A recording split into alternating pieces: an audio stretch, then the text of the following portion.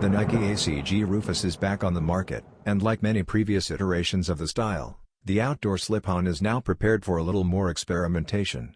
The introduction of classic suede styles occurred in 2024, while a new range of denim alternatives is anticipated in 2025.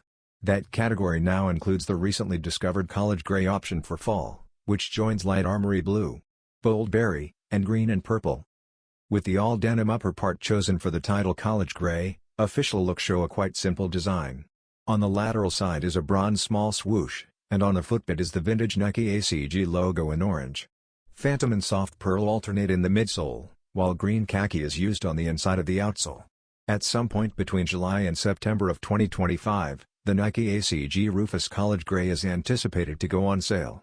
Arrive with an MSRP of $110 US and expect unisex sizes.